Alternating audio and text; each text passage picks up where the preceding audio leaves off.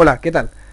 A continuación se mostrará cómo desarrollar un ejercicio de propagación de calor bidimensional utilizando la ecuación de difusión.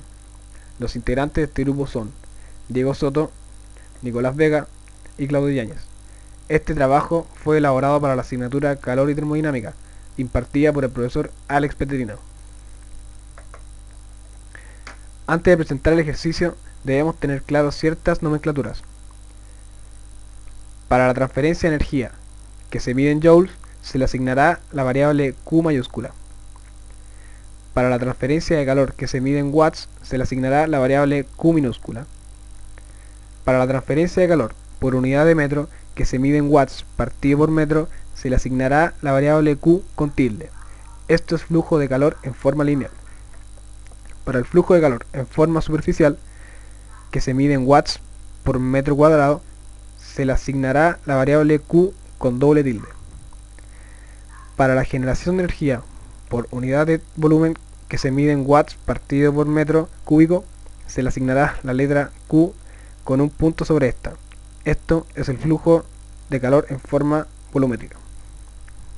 A continuación presentaremos el ejercicio propuesto, que dice así: hallar la distribución de temperatura en una sección rectangular de una barra rectangular de longitud L, en estado estacionario como en la siguiente figura. Como dijimos anteriormente, utilizaremos la ecuación de difusión para poder desarrollar este ejercicio. Para obtener esta ecuación, utilizaremos la ley de Fourier y además la ley de conservación de energía.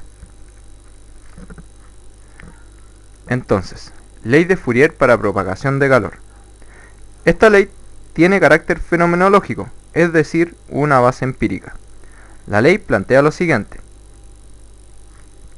el flujo de calor vectorial es igual a menos la constante térmica o constante de conductibilidad por el gradiente de temperatura.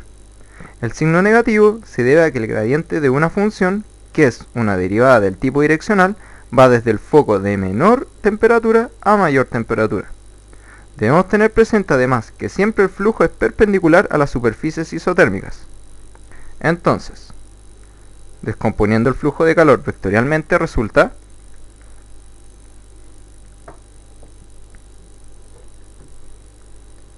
ahí se considera la energía entrante, la energía almacenada, la energía generada y la energía saliente, como muestra la figura.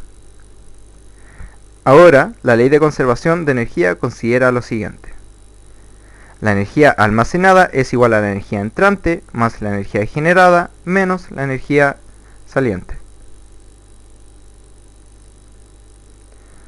Ahora vamos a utilizar un pequeño elemento de volumen, tal como muestra la figura.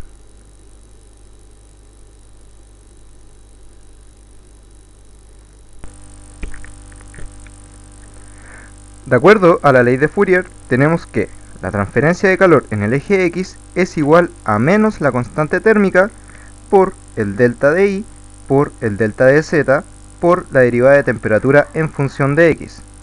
Para los ejes Y y Z se tiene algo similar como se muestra a continuación. Luego, la transferencia de calor saliente en los ejes respectivos lo expresaremos de la siguiente manera. En el caso del eje X, en el caso del eje Y y en el caso del eje Z. Entonces, la transferencia de energía saliente total será la suma de todas las transferencias de energía saliente en cada eje. Pasa exactamente lo mismo con la transferencia de energía entrante total. En el caso de la energía generada, será la multiplicación de los flujos de calor volumétrico por los deltas de los ejes X, Y y Z. Para la energía almacenada se considera el calor sensible, sin cambios de fase, y se expresará de la siguiente manera, donde ρ será la densidad, Cp será la capacidad calórica isobárica, delta T partido por delta T minúscula es la derivada de la temperatura en función del tiempo, y de Z, de Y y de X son los deltas de los ejes respectivos.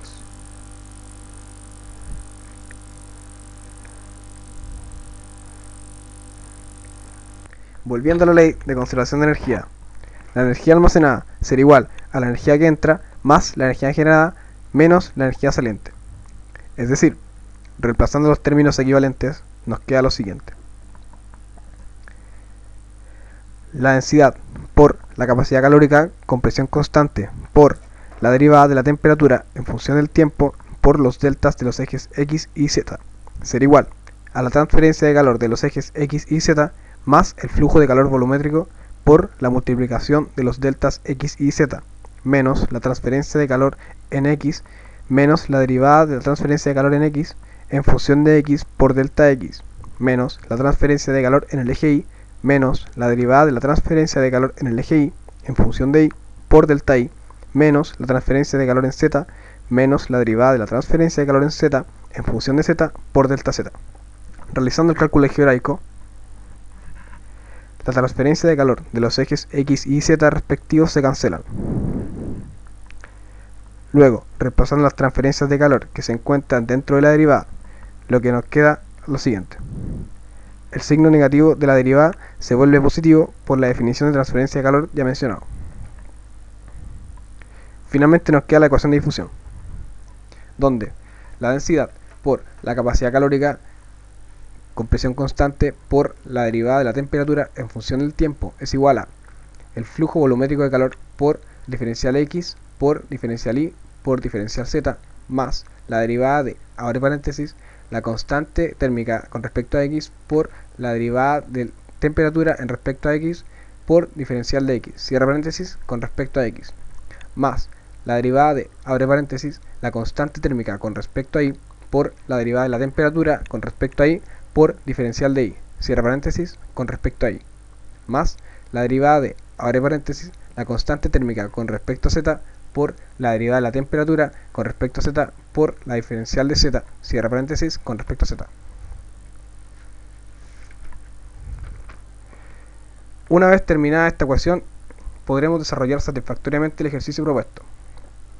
Retomando el ejercicio y con las fórmulas ya demostradas, tenemos que para el caso estacionario bidimensional no depende del tiempo, tendrá una sola constante térmica y tendremos condiciones homogéneas e inhomogéneas. Entonces, nos queda la constante térmica por, abre paréntesis, la derivada de orden 2 de la temperatura con respecto a X más la derivada de orden 2 de la temperatura con respecto a Y, cierra paréntesis, es igual a 0. Es decir, el operador nabla con respecto a la temperatura es igual a 0. Entonces, para encontrar la distribución de temperatura, denominaremos a esta como T de X, Y. Esto nos ayudará matemáticamente para poder realizar un cálculo más preciso y así poder entender de mejor manera el resultado final. La X y la Y serán los ejes por donde se apreciará la distribución de temperatura en dos dimensiones. Luego, por las condiciones tenemos que la derivada de orden 2 de la temperatura en función de X más la derivada de orden 2 de la temperatura en función de Y debe ser igual a 0. Y utilizando el método de separación de variables, tenemos la siguiente ecuación, que nos dice que la temperatura estará en función de X y de Y, lo cual es bueno, ya que es lo que estamos buscando. Se debe aclarar que para realizar este tipo de ejercicios se deben tener conocimientos previos sobre ecuaciones diferenciales, debido al tipo de desarrollo que tienen. Ahora que tenemos estas herramientas, tomamos la ecuación de temperatura en función de X y de Y y la reemplazamos en la primera ecuación, que es la ecuación de difusión, tal como se muestra aquí.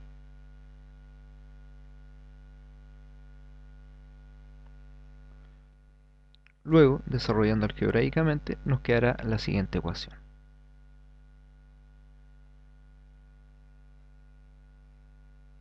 Si esta ecuación la dividimos por xy, nos quedará lo siguiente.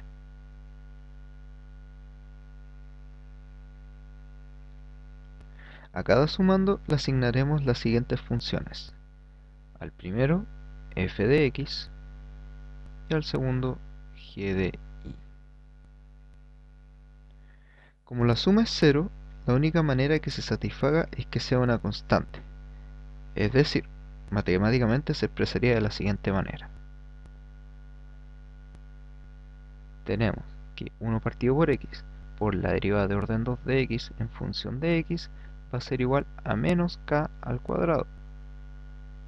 Por otro lado, 1 partido por i por la derivada de orden 2 de i en función de i será igual a k al cuadrado. Finalmente nos quedarían el siguiente par de ecuaciones, que sería la segunda derivada de x más la constante k al cuadrado por x será igual a 0, y la segunda derivada de i menos k al cuadrado por i será igual a. Siguiendo con la ecuación diferencial, obtenemos x en función de x será igual a la constante a por e elevado a j xk más b por e elevado a menos j xk. Por otro lado tenemos y en función de y, que será igual a c por e elevado a ik más d por e elevado a menos ik. Y luego, reemplazando nuestra función de temperatura obtenida anteriormente, nos quedará lo siguiente. Aclarar que a, b, c y d son constantes. Una vez listo esto, se obtienen las condiciones de borde para poder aplicarlas posteriormente en el problema. Estas 4 condiciones de borde se obtienen a partir de la figura inicial del problema. Entonces, las condiciones de borde serán t de x,0 va a ser igual a 0, t de 0,i será igual a 0, t de l,i será igual a 0, y t de x,w será igual a 100. Utilizando el teorema de Euler, nuestra función de temperatura en función de x e y quedará de esta manera, en donde la temperatura en función de x, y será igual a paréntesis a coseno de kx más j seno de kx más b factor de coseno de kx menos j seno de kx. Todo esto será multiplicado por c por e elevado a ik más d por e elevado a menos ik. Desarrollando algebraicamente esta ecuación tendremos la siguiente factorización, en donde t de x, y será igual a más b por coseno de kx más a menos b por j por seno de kx, y todo esto multiplicado por c por e elevado a ki más d por e elevado a menos ki. Usando la primera condición de borde, donde t de x,0 es igual a 0, y haciendo los cambios de variable que se muestran, a más b es igual a e y a menos b es igual a f, nos queda t de x,0 es igual a factor de e por coseno de k por x más f por seno de k por x por c por Euler elevado a 0 más d por Euler elevado a 0. En el primer factor no existe un argumento que al seno y al coseno haga 0, por lo tanto el factor es distinto de 0. Entonces, por descarte de posibilidades, el segundo factor es igual a 0. Evaluando y igual 0, nos queda que c más d es igual a 0, es decir, c es igual a menos d.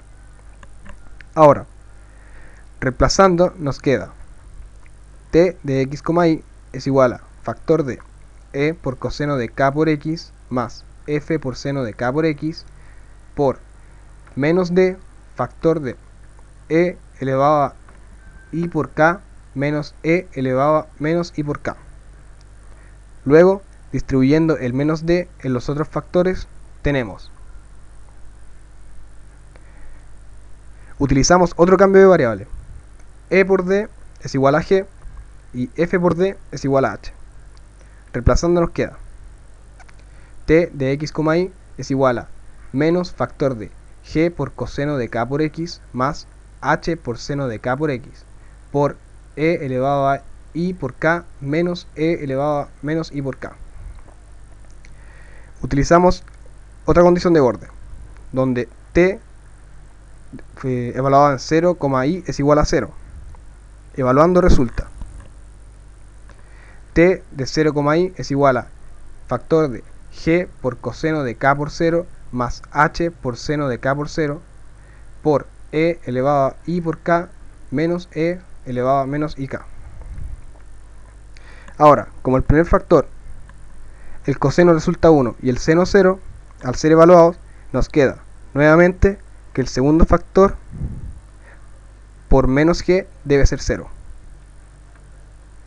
Luego, como el exponencial no puede ser 0, a causa del exponente, se deduce que g es igual a 0. T de x, y es igual a menos factor de h por seno de k por x por e elevado a ik menos e elevado a menos ik. La tercera condición de borde es t de l, i es igual a 0. Reemplazando, resulta factor de h por seno de k por x por e elevado a ik menos e elevado a menos ik igual 0. Como ya dijimos, el factor con los exponenciales es distinto de 0, por lo tanto h por seno de kl es igual a 0. Despejando, nos queda que seno de k por l es igual a 0. Para que esto ocurra, se tiene que cumplir lo siguiente. El argumento, o sea, k por l es igual a n por pi, donde n pertenece a los números naturales.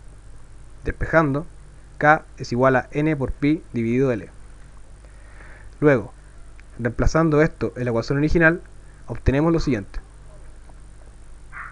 T de x, y es igual a menos h por seno de n pi x dividido l por factor e elevado a ik menos e elevado a menos ik.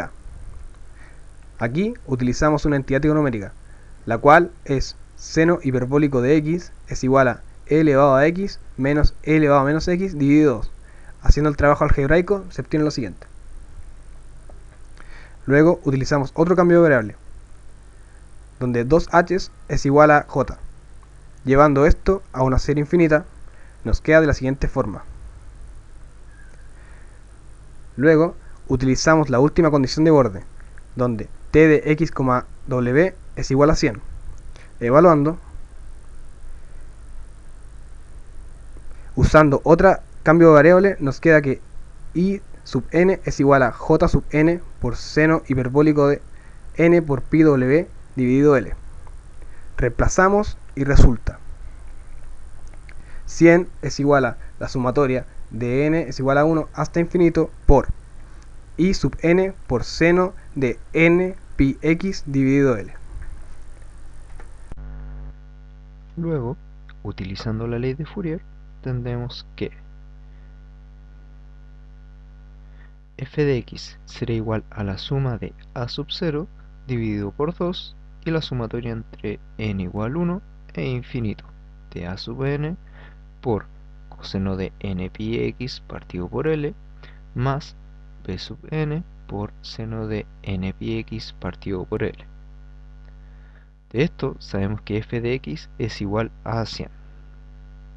Y por Fourier tenemos que a sub n será igual a 2 partido por l por la integral entre 0 y l de f de x por coseno de n pi x partido por l. Esta integral será en función de x. Por otro lado, tenemos que b sub n será igual a 2 partido por l de la integral de entre 0 y l de f de x por seno de n pi x partido por l. Esta integral también será en función de x. Es por ello que en ambas integrales aparece un dx. Resolviendo luego b sub n y teniendo presente que f de x es igual a 100, nos queda que b sub n será igual a 2 partido por l por la integral entre 0 y l de 100 por seno de n pi x partido por l por dx. Resolviendo la integral tendremos que 200 partido por l factor de menos l partido por n pi por coseno de n pi x partido por l y esto tiene que ser evaluado entre 0 y L debido a la integral ya desarrollada. Al evaluar entre 0 y L nos quedará lo siguiente: 200 partido por L partido por npi, factor de 1 menos coseno de npi. Como verán, las L se anulan debido a que se encuentra una en el denominador y otra en el numerador, quedándonos así 200 partido por npi, factor de 1 menos coseno de npi. Como b sub n es una sucesión y donde n pertenece a los naturales, la ecuación quedará expresada así. Será igual a 200 partido por npi, factor de 1 menos, paréntesis, menos 1 elevado a n. ¿Por qué pusimos esto? Esto es debido al comportamiento del coseno en esta sucesión. Entonces, analizando dos casos precisos. Uno en donde n será par y otro en donde n será impar. Como se ve, para el caso n par, la sucesión b sub n no ocurre gran cosa, por lo que no vale la pena ser analizado. No así para el caso n impar, en donde el comportamiento sí vale la pena ser analizado. Por lo tanto, para n impar tendremos un b sub n que será igual a 200 por 2 partido por 2n-1 por pi. Desarrollando algebraicamente esto, para tener una mejor comodidad al momento del cálculo, nos quedará 400 partido por 2n-1 por pi. Luego consideramos n impar, resultando lo siguiente: y sub n tendrá el valor de 400 partido por 2n-1 por pi. Reemplazando anteriormente las ecuaciones que hemos desarrollado, tendremos que j sub n por seno hiperbólico de n por pi por w partido por l será igual a 400 partido por 2n-1 por pi.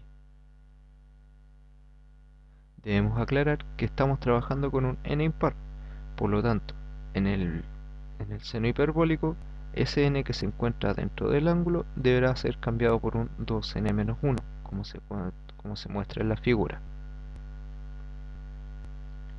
Finalmente, tendremos la ecuación siguiente. Desarrollando todo lo anteriormente y reemplazando correctamente, tendremos que t de x, y sería igual a la sumatoria de n igual 1 hasta infinito de 400 partido por 2n-1 por pi por seno de 2n-1 por pi partido por l. De esta manera podremos ver, o más bien analizar, la distribución de la temperatura en esta sección rectangular de una barra rectangular de longitud L, sometida a estas condiciones. Esperamos que el ejercicio haya quedado claro. Nosotros nos despedimos, alumnos de la Universidad de Santiago de Chile.